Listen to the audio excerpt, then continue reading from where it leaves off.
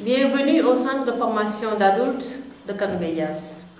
Nous voulons vous expliquer le fonctionnement du centre pour que vous puissiez faire un bon cours et de pouvoir faire de vos aspirations une réalité.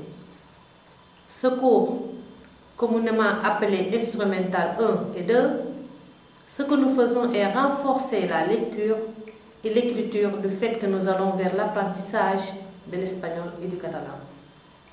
Nous ferons aussi de la mathématique pour comprendre les prix et faire du calcul pour vos besoins quotidiens. Comme chacun de nous sait quelque chose différent des autres participants, il est important que chacun de nous respecte le programme et avoir un peu de patience afin que l'on puisse apprendre quelque chose. Pour atteindre ce but, il faut une présence régulière en classe. Si vous absentez beaucoup, vous n'atteindrez pas à ce but.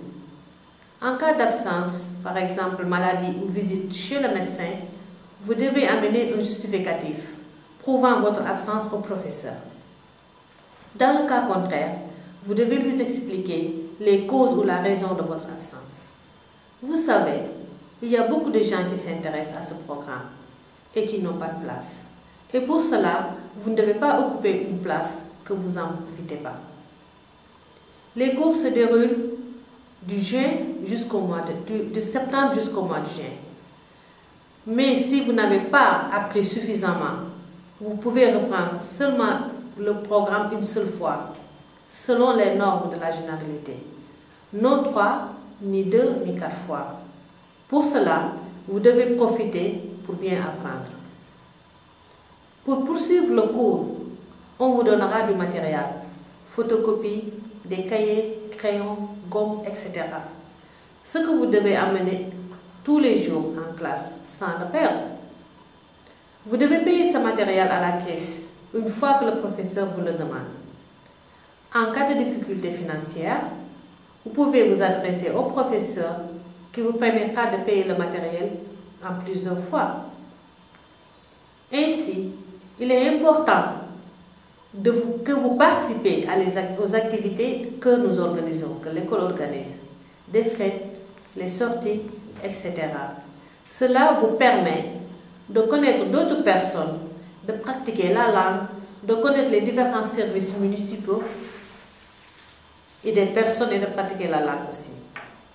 Enfin, cela nous permet à nous aussi de vous connaître, de connaître vos cultures et à d'autres choses en plus. Pour terminer, il y a des normes à respecter. Il faut arriver à l'heure.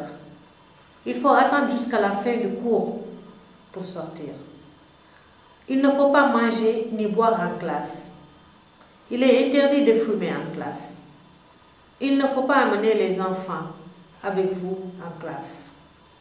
Il faut nettoyer votre table une fois que vous terminez la classe.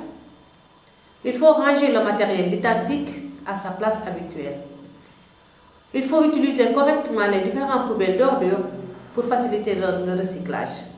Mais il faut, c'est important, éteindre les portables, vos téléphones mobiles une fois que vous êtes en classe. Au cas contraire, vous sortez pour répondre à vos appels téléphoniques. Merci.